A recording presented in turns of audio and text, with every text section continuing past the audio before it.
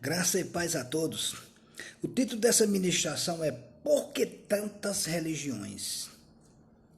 Você já se perguntou, querido, por que tantas religiões?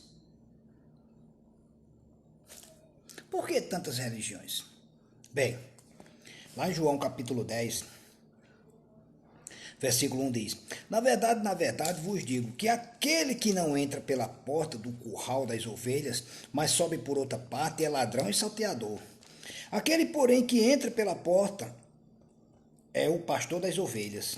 E a este o porteiro abre, e as ovelhas ouvem a sua voz, e chama pelo nome, e as suas ovelhas e as traz para fora. E quando tira para fora as suas ovelhas, vai adiante delas, e as ovelhas o seguem. Por quê?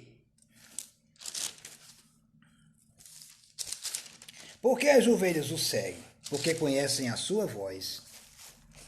Aí ele diz no versículo 9, João 10, 9: mas de modo algum seguirão o estranho, antes fugirão dele, porque não conhecem a voz dos estranhos. Por que é que muita gente tem sido enganada aí por falsas religiões, por seitas? Porque pessoas têm sido enganadas, têm sido roubadas, saqueadas por ladrões, por canalhas, por mercenários que usam a palavra engano. Porque, primeiro, muitos não são ovelhas. Muitos não escutam a voz de Deus, porque não escutam a voz do Mestre. Então estão ali vivendo uma vida religiosa e não têm entendimento da verdade. E muitas são enganadas pelo próprio diabo, que usa esses mestres, esses canalhas que tem por aí. Lá em 2 Coríntios, capítulo 4, versículo 3, ele diz: mas se ainda o nosso evangelho está encoberto, é para os que se perdem que está encoberto, nos quais o Deus deste século cegou os entendimentos dos incrédulos, para que não lhes resplandeça a luz do evangelho da glória de Cristo, que é a imagem de Deus.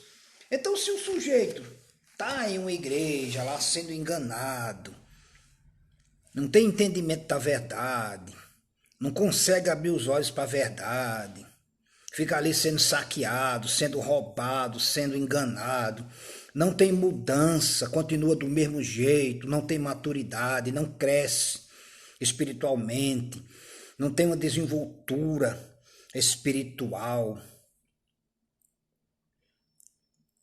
Chegaram para mim e perguntaram: o irmão está sumido, nunca mais viu o irmão podia estar aí pregando, podia estar isso, aquilo. Aí eu disse: querido, é por isso que eu não estou. Porque eu estou com os olhos abertos para a verdade da palavra. Porque eu estou ouvindo a voz do Mestre, do Senhor Jesus. Não é a voz dos homens, não é a voz dos mercenários, não, dos enganadores, não. Que eu não estou caindo nessa onda de ser enganado. Ninguém vem com conversa fiada para cima de mim e pregar coisas fora da palavra, ou pregar coisas que não existem mais no Novo Testamento, que não existem mais na vida cristã, que foi para aquela época, que não é para a época atual, que não é para a igreja, distorcendo o evangelho e achando que a gente tem que aceitar todo tipo de coisa. Olha só o que é que ele diz aqui, em João capítulo 10, versículo 12. Mas o mercenário e o que não é pastor, de quem não são as ovelhas, vervia o lobo, e as deixa as ovelhas e foge, e o lobo as arrebata e dispersa. Olha que coisa interessante, ele diz: mas o mercenário e o que não é pastor. Então existe o sujeito que está no título de pastor, nunca foi pastor na vida dele. Ele está só ali, vivendo aquela vida religiosa, tapeando por ali, enganando. Aí fala do mercenário, é o sujeito que tem um título de pastor para enganar, para roubar, porque o negócio dele é dinheiro. O mercenário é aquela pessoa que ele trabalha, ele faz um trabalho ou qualquer coisa, né? Ele se vende. Quem dá mais? Quem der mais, ele está lá. Ele não tem uma fidelidade com a pessoa que o contratou. O sujeito dá a ele R$30, aí o outro diz: eu dou 60. Ele vai para quem dá mais. O mercenário é assim. Aí ele diz: e o que não é pastor? Ele diz: e mais o mercenário e o que não é pastor. Ele está falando dos dois. Fala do mercenário, o sujeito que inventa de ser pastor, de abrir uma igreja só pensando em dinheiro e enricar, que é o canalha, né? Que é o mercenário. Aí ele diz: E o que não é pastor, ou seja, o cara não tem nada de pastor, aí o ministério tal, vai nomear o cara como pastor. O camarada não tem nada de pastor, nunca foi pastor na vida dele, mas porque existe aquela panelinha, aquela desenrolada, bota ele como pastor. É por isso que a palavra de Deus diz que olha só, versículo 27, João 10, 27. As minhas ovelhas ouvem a minha voz e eu as conheço e elas me seguem. Eu me lembro que assim que eu me converti, chegou um senhor para mim e disse, eu queria fazer uma pergunta ao irmão. Eu disse, pois não, querido. Aí disse, esse negócio de fogueira santa está no Novo Testamento? Eu disse, de forma alguma. Não existe essa história de fogueira santa. Não, porque tem que fazer a fogueira santa para ser abençoado. Aí eu disse, querido, a palavra de Deus diz que a partir do momento que você aceita Jesus como Senhor e Salvador, você é abençoado. Você sai da maldição. Você é liberto. Aí ele olhou assim, disse, era isso que eu queria ouvir. Eu digo, não era isso que você queria ouvir. É isso que a palavra de Deus diz. Está lá em Efésios, capítulo 1, versículo 3. Bendito Deus e Pai de nosso Senhor Jesus Cristo, que nos tem abençoado com toda sorte de bênção nas mansões celestiais. Jesus Cristo tem que ser suficiente na nossa vida. A gente tem que reconhecer que é um pecador, que carece da graça e da misericórdia de Deus, e se arrepender e se converter. Aí a gente é abençoado com todas as sortes de bênçãos espirituais. Passou a ser abençoado. Que não tem esse negócio de devorador e devorar você, não tem essa conversa, não existe isso. Deus não é um Deus agiota que negocia. Deus é um Deus que pagou o preço por você. Dinheiro no mundo podia pagar a tua salvação, mas ele já pagou o preço. Quando o homem escuta a voz de Deus, ele vai entender a verdade. O verdadeiro crente, o verdadeiro pastor, o verdadeiro filho e filha de Deus é aquele cara que não vem para o evangelho com interesse financeiro. Ele vai para o evangelho atrás de salvação. Lá na cruz tinha 2 ladrões. Jesus estava no meio daqueles 2 ladrões. Um ladrão zombou e disse, tu não é filho de Deus, por que tu não salva a ti mesmo e a nós? E o outro disse, nós estamos aqui pagando o nosso erro, Senhor. Lembra de mim quando entrar no teu reino, ou seja, Senhor, seja misericordioso para comigo. Eu sei que eu pequei, que eu errei, mas tem misericórdia de mim. E Jesus disse a ele, em verdade te digo, estarás comigo no paraíso. Então aquele rapaz recebeu a justificação porque ele reconheceu os erros dele, o outro não reconheceu. Um foi para o céu ou para o paraíso e o outro foi para onde? Eu não sei, só sei que Jesus disse, estarás comigo no paraíso. Então o outro, para onde ele foi, eu não sei, não quero nem saber. Mas a palavra de Deus diz que se você é a ovelha de Deus, você escuta a voz de Deus. A gente é crente, a gente erra. Mas tem que chegar um momento na nossa vida para a gente parar, refletir e dizer, rapaz, eu tô indo no caminho errado, eu vou voltar ao caminho e vou andar corretamente. O que é que a palavra de Deus diz? A palavra de Deus diz que a gente tem que voltar ao caminho. Eu confesso que eu estava fora do caminho. Mas eu parei e refleti e digo, rapaz, eu estou sendo enganado pela minha carne. Eu estou indo pela concupiscência da carne. Porque o diabo não tem mais autoridade na vida de um crente. Mas ele fala lá em Gálatas, no capítulo 5, ele fala das obras da carne. E as obras da carne são, aí ele começa a falar, enumerar as obras da carne. Isso é para um crente, para quem tem Jesus como Senhor e Salvador. Porque o cara que não é crente, ele não está nem aí com a palavra, não. Nem pense que o sujeito que não é convertido, ele não está nem aí com a Bíblia, não. Para ele, tanto faz, entra num vídeo e sai no outro. Mas a Bíblia foi feita para o crente. Aí ele diz aqui, ó, Gálatas capítulo 5, do versículo 19 em diante. Ele diz, porque as obras da carne são manifestas, as quais são. Ele começa a dizer, prostituição, as obras da carne para um crente, para um cara que tem o conhecimento da verdade. Então o que é que ele tem que fazer? Se arrepender e deixar de andar nas obras da carne.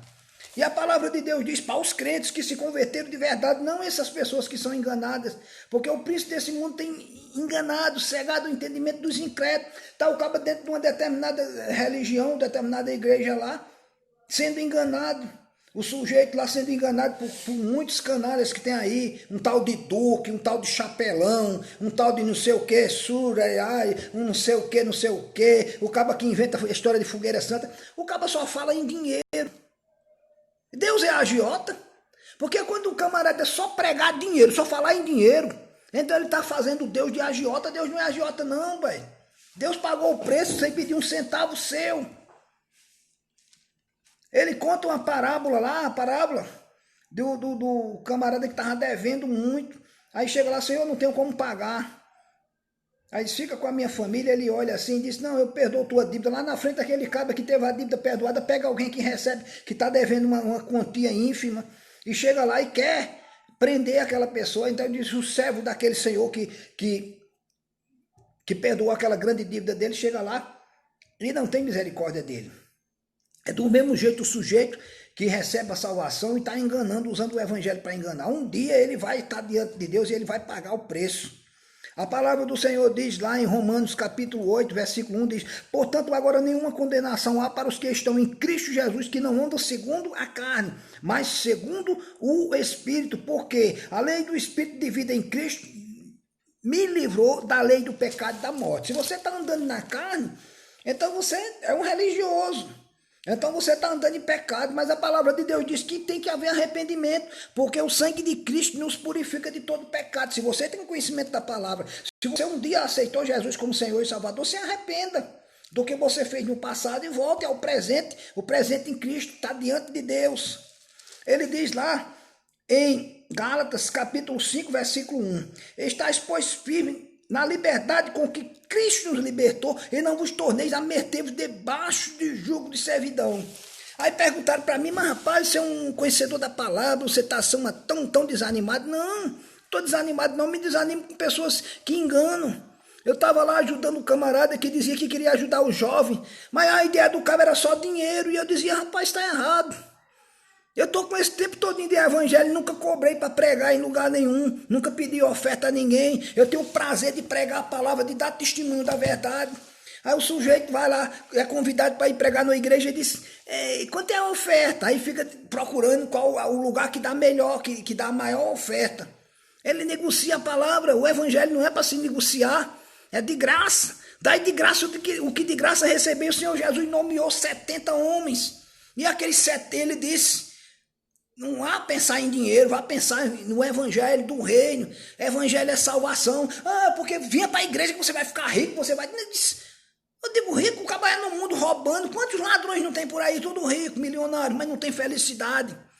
O reino de Deus, como diz lá em Romanos, capítulo 14, versículo 17, diz o quê? O reino de Deus não é comida, nem bebida. Romanos 14, 17, porque o reino de Deus não é comida nem bebida, mas é justiça e paz e alegria no Espírito Santo. Se você tem paz, você tem Jesus. Se você tem alegria, tem Jesus. Justiça, andando na justiça. Não é comida nem bebida, e está lá o sujeito lá. Já vi cara chegar para mim e dizer, vamos abrir uma igreja para a gente ganhar dinheiro. Eu digo, não preciso não, meu irmão, Deus me abençoa. Se Deus quiser me fazer rico, Ele me faz. Até mesmo jogando um bilhete na loteria. Pode acontecer. Porque o que é que Ele diz na palavra dele? Buscar em primeiro lugar o reino de Deus e as demais coisas vos serão acrescentadas. E o cara fica só buscando as novidades. O cara corre para um determinado ministério atrás de oportunidades. Atrás Não, é porque lá vão me botar. Eu não estou nem aí não, rapaz. Você sabe por que é que eu recuei um pouco? Porque não dava para mim, não. Eu não estou lá disputando um cargo com ninguém, nem ser melhor do que ninguém, não. É eu e Deus. A salvação individual. Não adianta o cara estar olhando para mim. Para que ganhar o mundo e perder tua alma? Agora tem que viver verdadeiramente. A vida de um cristão é buscar a santificação. Porque buscar é a santificação sem a qual ninguém verá o Senhor. Aí eu te pergunto. Você é ovelha de Cristo? Você escuta a voz de Cristo ou você é mais um enganado, mais um religioso que tem sido enganado por esses canalhas que tem por aí? Eu vejo muita gente falar, mas rapaz, que crente velho besta ali, ó, enganado ali, os caras só enricando lá e ele lá, ó. A palavra de Deus diz que a gente tem que ser inteligente, tem que haver sabedoria num crente, o crente não pode estar lá vivendo uma vida de servidão, de escravidão, não. Mas ele precisa trabalhar no reino. Ele precisa fazer alguma coisa. Ele tem que ter a consciência. É ele Deus. Se ele tiver uma consciência, ele vai ser uma pessoa honesta. Se ele for um pastor, ele vai ser um pastor que vai andar segundo o que diz a palavra. O camarada não vai ter prazer nenhum de dizer que eu distorci a palavra para benefício próprio.